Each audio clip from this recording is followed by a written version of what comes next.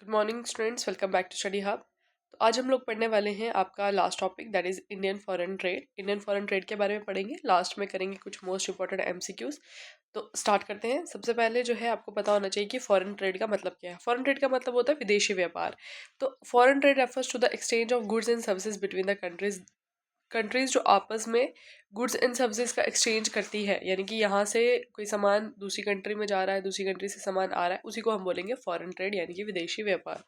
इसमें दो चीज़ें आती है, एक आता है एक्सपोर्ट करना। एक्सपोर्ट का मतलब होता है goods and services sold to other countries, दूसरी कंट्रीज को सामान बेचना। ठीक है, सामान और सर्विसेज जो है वो बेचना, उसको हम बोलेंगे एक्सपोर्ट। जब हमारी कंट्री से दूसरी कंट्री में जाएगा उसको बोलेंगे एक्सपोर्ट।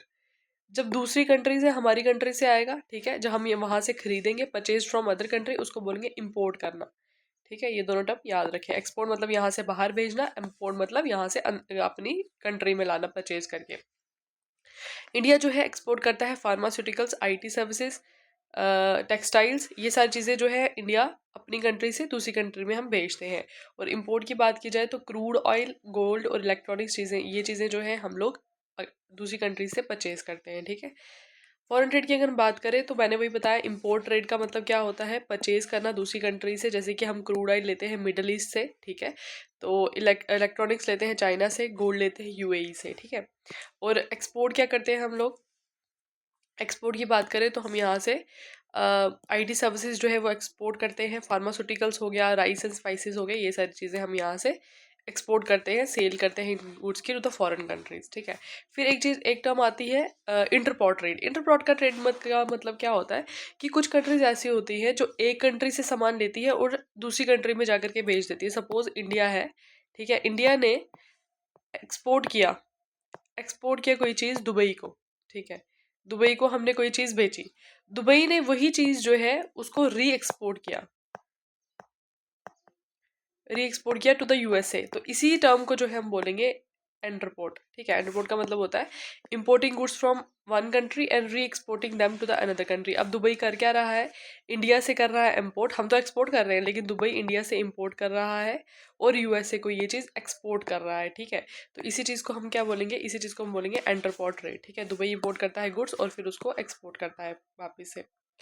अच्छा, अब बात करते हैं कि इंपॉर्टेंस क्या है फॉरेन ट्रेड की, इंडिया के लिए क्या इंपॉर्टेंस है। सबसे पहले देखो, अगर फॉरेन ट्रेड होगा, ज़्यादा से ज़्यादा हम फॉरेन ट्रेड करेंगे, ठीक है, यहाँ से एक्सपोर्ट करेंगे, चीज़ों को इंपोर्ट करेंगे, तो हमारी इकोनॉमिक ग्रोथ तो होगी। ठीक है, अब जितना हम एक्सपोर्ट करते हैं, यानी कि जितना हमारा सामान जो है वो गुड्स और सर्विसेज जो है वो फॉरेन मार्केट में बिकेगा, हम यहाँ से एक्सपोर्ट करेंगे, तो हमारी जीडीपी में भी इंक्रीज आएगा। ठीक है, उसके बाद एम्प्लॉयमेंट जनरेशन होगी। देखो, जितनी ज़्यादा डिमांड होती जाएगी फॉरेन मार्केट में, उतनी आपको प्रोडक्शन करनी पड़ेगी। ठीक है, आपकी जीडीपी बढ़ेगी, उसकी वजह से क्या होगा, एम्प्लॉयमेंट भी जनरेशन होगी। ठीक है, उसके बाद अगर हम बात करें तो नेक्स्ट है textile, IT, pharma sector employees millions. तो यहाँ पर क्या होगा, जो ये सेक्टर्स हैं हमारे, टेक्सटाइल हो गया, आईटी हो गया, फार्मा हो गया, यहाँ पर जो है मिलियंस में एम्प्लॉयमेंट जो है वो होना शुरू हो जाएगी।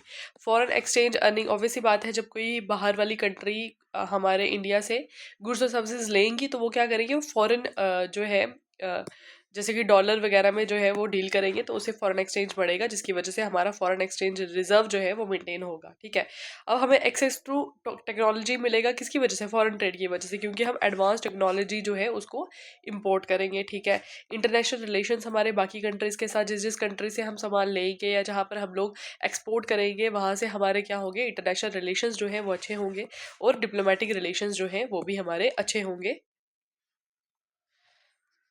तो नेक्स्ट बात करते हैं हम लोग composition of India foreign trade. India foreign trade जो है, कौन कौन सी कंट्री को हम क्या क्या चीज़ें एक्सपोर्ट करते हैं उसके बारे में पढ़ेंगे, और क्या क्या एक्सपोर्ट है इम्पोर्ट है उसके बारे में पढ़ेंगे। सबसे पहले इंडिया जो एक्सपोर्ट करता है, यहाँ से भेजता है, वो है पेट्रोलियम प्रोडक्ट्स। ठीक है, क्रूड ऑयल हम लोग इम्पोर्ट करते हैं, लेकिन पेट्रोलियम प्रोडक्ट्स जो है वो हम एक्सपोर्ट करते हैं। जेम्स एंड ज्वेलरी एक्सपोर्ट करते हैं, pharmaceuticals, IT services, engineering goods, chemicals, textiles, rice, marine products और ऑटोमोबाइल्स, ये सारी चीज़ें जो है हमारी कंट्री से दूसरी कंट्रीज़ में जाती हैं। और इंडिया जो है सबसे बड़ा एक्सपोर्टर है जेनरिक मेडिसिन का। ठीक है, जेनरिक मेडिसिन जो है सबसे ज़्यादा इंडिया में बनती है और दूसरी कंट्रीज़ में एक्सपोर्ट होती हैं, ये इंपॉर्टेंट पॉइंट है, याद रखेंगे। ठीक है, नेक्स्ट है मेजर इंपोर्ट आइटम्स। अगर हम इंपोर्ट आइटम्स की बात की जाए तो क्रूड ऑयल हम लेते हैं, मैंने अभी बताया मिडल ईस्ट से लेते हैं हम लोग क्रूड ऑयल, ठीक है। तो गोल्ड आ गया, इलेक्ट्रॉनिक्स आ गया, मशीनरी आ गया, फर्टिलाइजर्स, कोल, एडिबल ऑयल्स, ये सारी चीज़ें हम इंपोर्ट करते हैं। सबसे ज़्यादा इंपोर्टर जो है इंडिया दुनिया का सबसे बड़ा इंपोर्टर है किसका? क्रूड ऑयल का, ठीक है। क्रूड ऑयल आता भी कहाँ से है? हमें मिडल ईस्ट से आता है। याद, मिडल ईस्ट में बार बार क्यों बोल रही हूँ? क्योंकि देखो ईरान जो है, ईरान वो बहुत ही बड़ी हमारे लिए क्या है, एक इम्पोर्टेड सोर्स है किसका? क्रूड ऑयल का। क्रूड ऑयल का इम्पोर्टेड सोर्स है। और अब यहाँ पर क्या हो गया, जो स्ट्रेट ऑफ हार्मूज है, ठीक है, स्ट्रेट ऑफ हार्मूज जो है वो हो गया है ब्लॉक, जिसकी वजह से यहाँ से हमें क्रूड ऑयल जो है वो नहीं मिल रहा है। उसी की वजह से जो है हमारे ऑयल के जो दाम है यहाँ पर इंडियन मार्केट में जो है वो क्या हो जाएंगे? राइज हो जाएंगे, ठीक है। तो ये एक रीज़न है हमारा। और इंडिया सबसे बड़ा जो है क्या है? क्रूड ऑयल इंपोर्टर है। याद रखना, सबसे ज़्यादा एक्सपोर्ट क्या करता है, सबसे ज़्यादा इंपोर्ट क्या करता है। अब अगर हम बात करें direction of India trade, major pattern क्या है, तो टॉप ट्रेडिंग पार्टनर क्या है? सबसे पहले हमारा यूएसए जो है सबसे बड़ा ट्रेडिंग पार्टनर है, सबसे ज़्यादा लार्जेस्ट एक्सपोर्ट डेस्टिनेशन है, सबसे ज़्यादा एक्सपोर्ट हम करते हैं यूएसए को, इंपॉर्टेंट है, याद रखेंगे। और सबसे ज़्यादा इंपोर्टिंग सोर्स जो है वो क्या है? हम सबसे ज़्यादा इंपोर्ट करते हैं चाइना से, ठीक है। फिर यूएई जो है ये भी है हमारा trading partner, Saudi Arabia, European union, Singapore हो गया, बांग्लादेश हो गया, ठीक है। इंडिया जो है करंटली सबसे बड़ा लार्जेस्ट इंडियाज ट्रेडिंग पार्टनर जो है वो है रिसेंट ईयर में, ठीक है। अगर हम बात करते हैं बैलेंस ऑफ ट्रेड की, तो बैलेंस ऑफ ट्रेड का मतलब क्या होता है? Export minus import is equals to balance of trade. Balance कब बनेगा? बैलेंस तब बनेगा जब हमारा एक्सपोर्ट और इंपोर्ट जो है वो बराबर होगा। अगर एक्सपोर्ट हमारा ज़्यादा है और इंपोर्ट अगर हमारा कम है तो उसकी वजह से क्या होगा? ये बनेगा सरप्लस, ठीक है, ये होगा हमारा ट्रेड सरप्लस। अगर हमारा एक्सपोर्ट कम है और इंपोर्ट ज़्यादा है तो ये होगा हमारा डेफिशिएंट। और हमारा जो ट्रेड है वो मेनली जो है वो हमारा डेफिशिएंट ट्रेड ही है, क्योंकि हम लोग बहुत ज़्यादा क्रूड ऑयल जो है, क्रूड ऑयल इंपोर्ट करते हैं, ठीक है। ये वही बात होगी, अगर हम जितना ज़्यादा बेचेंगे, मतलब यहाँ से जितना ज़्यादा फॉरेन मार्केट में जाएगा हमारा सामान, फॉरेन रिजर्व्स हमारे पास ज़्यादा आएंगे, ठीक है, हमारी ग्रोथ ज़्यादा होगी, ठीक है, उसकी वजह से हमारा क्या होगा? सरप्लस भी ज़्यादा होगा, ठीक है, हमारा ट्रेड जो है वो क्या होगा? सरप्लस होगा। और जितना हम लोग वहाँ से इंपोर्ट करेंगे, जितना ज़्यादा खरीदेंगे, ठीक है, यहाँ पर डिमांड ज़्यादा है, वहाँ से अगर इंपोर्ट करेंगे तो हमें क्या होगा? उसे नुकसान होगा, तो हमारा क्या है? ट्रेड डेफिशिएंट जो है वो बढ़ेगा यहाँ से। तो यही बात यहाँ बोली गई है। दो सिचुएशंस होती है, ट्रेड सरप्लस और ट्रेड डेफिशिएंट। सरप्लस का मतलब होता है जब हमारा एक्सपोर्ट ज़्यादा, हम यहाँ से बाहर वाली मार्केट में ज़्यादा सामान भेज रहे हैं तो वो होता है सरप्लस। और जब हम हमारा डेफिसिट कब होता है? जब हमारा इंपोर्ट ज़्यादा होता है, हम वहाँ से मंगवा ज़्यादा रहे हैं, ठीक है। इंडिया का यूजली जो है ट्रेड डेफिसिट रहता है, क्योंकि हम बहुत ज़्यादा ऑयल जो है उसको इंपोर्ट करते हैं, ठीक है, लार्ज अमाउंट ऑफ ऑयल जो है इंपोर्ट करते हैं। उसके बाद बात करते हैं हम लोग फॉरेन ट्रेड पॉलिसी के बारे में। देखो इंडिया की जो फॉरेन ट्रेड पॉलिसी है, सबसे पहले कौन सी मिनिस्ट्री इसको अनाउंस करती है? तो ministry of commerce and industry के अंडर ये आता है। लेटेस्ट फॉरेन पॉलिसी जो है वो बनाई गई है 2023 की फॉरेन पॉलिसी 2023 की। फीचर्स की बात करें तो इस पे क्या है कि हमने एक्सपोर्ट को प्रमोशन करना है। जब किसी कंट्री एक्सपोर्ट ज़्यादा करती है ना, तो वहाँ पे उसकी ग्रोथ होती है, वहाँ पे उसकी जीडीपी में भी ग्रोथ होती है, ठीक है, एम्प्लॉयमेंट जनरेशन होती है, प्रोडक्शन बढ़ती है। तो इसलिए हमने एक्सपोर्ट पे ज़्यादा फोकस करना है, पहला की फीचर इसका। उसके बाद टारगेट है कि हमने 2 ट्रिलियन एक्सपोर्ट करना है बाय 2030। तो ये डायरेक्टली क्वेश्चन पूछा जाता है कि कितना टारगेट है हमारा है, तो 2 ट्रिलियन का टारगेट है एक्सपोर्ट का बाय 2030, ठीक है। हमने ट्रेड प्रोसेस को क्या करना है? डिजिटाइजेशन करना है, मतलब डिजिटल मोड से हमने जो है पेमेंट्स की बात की जाए, पेमेंट करनी है, ठीक है। बूस्ट एमएसएमई एक्सपोर्ट्स, जो एमएसएमई एक्सपोर्ट्स है उसको जो है हमने एक्सपोर्ट बूस्ट करना है ज़्यादा। और डिस्ट्रिक्ट्स को एज ए एक्सपोर्ट हब जो है हमने प्रमोट करना है, मतलब डिस्ट्रिक्ट्स के अंदर इतनी प्रोडक्शन होनी चाहिए कि उनको हम एज ए एक्सपोर्ट हब जो है बना सकें, ठीक है। तो ये सारे फीचर्स थे हमारे फॉरेन ट्रेड पॉलिसी 2023 के। अच्छा, कौन कौन से मेजर इंस्टीट्यूट्स हैं जो रेगुलेट करते हैं फॉरेन ट्रेड को? सबसे पहले है वर्ल्ड ट्रेड ऑर्गेनाइजेशन, WTO हम जिसको बोलते हैं। तो ये एक ग्लोबल प्लेटफॉर्म है जो हमारे ट्रेड रूल्स और डिस्प्यूट सेटलमेंट्स का जो है वो काम करता है। ट्रेड रूल्स हमें समझाता है और कोई भी डिस्प्यूट अगर हो जाता है तो उसको सेटल करने का काम जो है वो WTO करता है, ठीक है। Second is directorate general of foreign trade, जिसको हम बोलते हैं DGFT, ठीक है। तो ये जो है क्या करता है, ये जो फॉरेन ट्रेड पॉलिसी है इसको इम्प्लीमेंट करने का काम करता है। नेक्स्ट है reserve bank of India, RBI हमारा है, ये हमारा फॉरेन एक्सचेंज जो है उसको मैनेज करने का काम करता है, ठीक है। उसके बाद ये याद रखना है कि कोई पूछ जाएगा फॉरेन एक्सचेंज जो है वो कौन मैनेज करता है, वो सिर्फ एक ही बैंक करता है जो है आरबीआई, ठीक है, और कोई बैंक नहीं करता ये। फिर उसके बाद आता है हमारे पास export import bank of India यानी कि एग्जिम बैंक। ये क्या करता है, जो एक्सपोर्टर है उनको फाइनेंशियल असिस्टेंस प्रोवाइड करने का जो है वो काम करता है, ठीक है। नेक्स्ट अगर हम बात करें तो नेक्स्ट है इंपॉर्टेंट एक्सपोर्ट प्रमोशन स्कीम्स। अब गवर्नमेंट की तरफ से, इंडियन गवर्नमेंट की तरफ से कौन कौन सी स्कीम्स जो है वो लाई गई है फॉर द एक्सपोर्ट प्रमोशन। तो सबसे पहली स्कीम जो है वो है RODTEP, जिसको हम बोलते हैं remission of duties and taxes on export products, ठीक है। तो एक्सपोर्ट प्रोडक्ट्स पे ड्यूटीज और टैक्सेस की थोड़ा सा रिफंड इनको हो जाता है, रिमिशन हो जाता है। तो ये एक स्कीम लाई गई है RODTEP, ठीक है। इसमें एक्सपोर्ट को जो है ज़्यादा करने के लिए ये स्कीम्स लाई गई। फिर है प्रोडक्शन लिंक्ड इंसेंटिव स्कीम, जिसको PLI भी बोलते हैं। तो ये किसके लिए है, ये मैन्युफैक्चरिंग को प्रमोट करने के लिए, ठीक है, ज़्यादा एक्सपोर्ट हो इसलिए मैन्युफैक्चरिंग को प्रमोट करने के लिए स्कीम लाई गई थी, ठीक है। कुछ इंसेंटिव्स जो है वो दिए जाते हैं, ठीक है, मैन्युफैक्चरर्स को। उसके बाद अगर हम बात करें, नेक्स्ट है हमारे पास स्पेशल इकोनॉमिक जोन स्कीम, ठीक है। तो ये क्या करता है कि टैक्स इंसेंटिव्स देता है टू द एक्सपोर्ट इंडस्ट्रीज। जो एक्सपोर्ट इंडस्ट्रीज है उनको टैक्स में इंसेंटिव्स वगैरह जो है दिए जाते हैं यहाँ पर। और मेक इन इंडिया का आपको पता ही है, ये मेक इन इंडिया जो है किस लिए लाया था, ताकि हमारी डोमेस्टिक मैन्युफैक्चरिंग जो है उसमें इंप्रूवमेंट हो सके, ठीक है। मेजर ट्रेड एग्रीमेंट्स की बात की जाए जो रिसेंट ईयर्स में हुए हैं, तो मेजर ट्रेड एग्रीमेंट हुए हैं हमारे इंडिया और UAE का कम्प्रिहेंसिव इकोनॉमिक पार्टनरशिप एग्रीमेंट, ठीक है। ये क्या करेगा, टैरिफ्स को कम करेगा और एक्सपोर्ट को बूस्ट करने का काम किया जाएगा इसमें। और इंडिया ऑस्ट्रेलिया का economic operation trade agreement, again this is also for the promoting exports, for boosting exports and reducing tariffs, ठीक है। Negotiation with United kingdom and European union की, इनके साथ हमारा बहुत ट्रेड होता है। तो दीज आर्ग्यूमेंट्स एग्रीमेंट्स जो है ये किस लिए है, ताकि हमारा टैरिफ जो है वो कम हो सके और एक्सपोर्ट जो है वो बूस्ट हो सके। रिसेंटली आपने सुना होगा कि USA ने जो है, ये करंट अफेयर का क्वेश्चन, USA ने जो है टैरिफ लगाया था इंडिया पे, ठीक है। टैरिफ जो है वो अगर हम 2025 की बात करें तो 2025 में USA ने कम से कम 25% के अराउंड जो है वो टैरिफ इम्पोज किया था, ठीक है। उसके बाद ये टैरिफ बढ़ा करके इन्होंने कर दिया 50% का, जब इनको पता लगा कि हम रशिया के साथ जो है वो डील कर रहे हैं, ठीक है, रशिया से चीज़ें जो है वो इम्पोर्ट कर रहे हैं। तो इन्होंने क्या किया, USA ने हम पे टैरिफ बढ़ा करके 50% कर दिया, ठीक है। तो अभी क्या हुआ है 2026 में ये टैरिफ जो है वो कम हो चुका है, ताकि इंडिया ने बोला है कि हम रशिया से नहीं करेंगे डील, ज़्यादा इंपोर्ट एक्सपोर्ट नहीं करेंगे वहाँ पर। तो उन्होंने बोला कि हम 2026 में, जो ये ट्रम्प भाई साहब है, इन्होंने हमारा टैरिफ जो है, यहाँ पे टैरिफ लगाया था और टैरिफ घटा करके 18% जो है वो कर दिया है, ठीक है। तो ये चीज़ आपको याद रखनी है। उसके बाद अगर हम बात करें इंडिया का एक्सपोर्ट टारगेट कितना है, एक्सपोर्ट टारगेट अभी मैंने आपको बताया 1 ट्रिलियन मर्चेंडाइज एक्सपोर्ट हमने करना है बाय 2030 तक, जो है हमने, ये हमारा एम है। और सेमीकंडक्टर मैन्युफैक्चरिंग पे ज़्यादा फोकस करना है। गवर्नमेंट प्रमोट करता है कि सेमीकंडक्टर एक्सपोर्ट हो अंडर PLI स्कीम। PLI मतलब वही आ गया, इंसेंटिव्स प्रोवाइड करना, किनको, जो हमारे एक्सपोर्टर्स हैं उनको। तो उसके अंडर सेमीकंडक्टर जो है उसकी मैन्युफैक्चरिंग को बूस्ट करने का काम जो है इसमें किया जाएगा, ठीक है।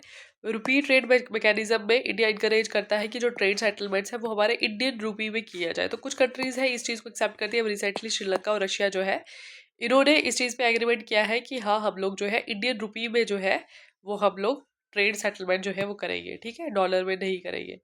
उसके बाद नेक्स्ट आ गया हमारे पास न्यू एक्सपोर्ट हब्स। अगर हम न्यू एक्सपोर्ट हब्स की बात करें तो गवर्नमेंट इम्प्लीमेंट करती है डिस्ट्रिक्ट्स को। अभी मैंने आपको बताया कि डिस्ट्रिक्ट्स में इतनी मैन्युफैक्चरिंग होनी चाहिए कि उनको हम एज एक्सपोर्ट हब इनिशिएटिव्स जो है, एक्सपोर्ट हब जो है, हम उनको यूज़ कर सकें डिस्ट्रिक्ट्स को, ठीक है। डिजिटल ट्रेड की बात की जाएगी तो यहाँ पर इंडिया जो है वो एक्सपैंड करता है सर्विसेज एक्सपोर्ट, यानी कि IT और फिनटेक, यानी कि कहने का मतलब ये है कि हम लोग क्या करेंगे, डिजिटल फॉर्म में जो है हम लोग ट्रेड करेंगे, ठीक है। जैसे कि हम लोग फिनटेक का मतलब क्या हो गया, जो फाइनेंशियल हमारे ये चीज़ें होती है, फाइनेंशियल सेटलमेंट्स जो होती है वो हम ऑनलाइन मोड से, जैसे हम करें जीपे वगैरह, इन सब चीज़ों का यूज़ करें, ठीक है। ओके, नेक्स्ट है हमारा प्रॉब्लम से Indian foreign trade. Indian foreign trade में प्रॉब्लम क्या है, देखो सबसे पहली चीज़ जो है वो क्या है, हमारा ट्रेड डेफिशिएंट है। डेफिशिएंट मैंने आपको बताया कि हमारा क्या है, एक्सपोर्ट जो है वो कम है, लेकिन हमारा इम्पोर्ट जो है वो ज़्यादा है, क्योंकि हम क्रूड ऑयल बहुत ज़्यादा मंगवाते हैं, ठीक है। हमारा वही मैंने आपको बताया डिपेंडेंस किस पे है, ऑयल जो हम इंपोर्ट करते हैं उस पर डिपेंडेंस है। ग्लोबल रिसेशन जो है वो हमें इफेक्ट करती है, हमारे ट्रेड को इफेक्ट करती है। ग्लोबल रिसेशन, कुछ भी ग्लोबल प्रॉब्लम होती है, जैसे कि अभी हम बात करें ये जो वॉर चल रही है, इसमें भी हम लोगों को बहुत ज़्यादा इफेक्ट होगा। आप देखना हर एक चीज़ की जो रेट्स है वो बढ़ जाएंगे, ठीक है, रेट्स जो है वो बहुत ज़्यादा बढ़ जाएंगे, ठीक है, पेट्रोल के रेट जो है वो बढ़ जाएंगे। सप्लाई चेन जो है उसमें जो है डिस्ट्रप्शन हो जाती है, उसकी वजह से भी हमारा जो मार्केट जो है वो बहुत ज़्यादा इफेक्ट करता है, ठीक है।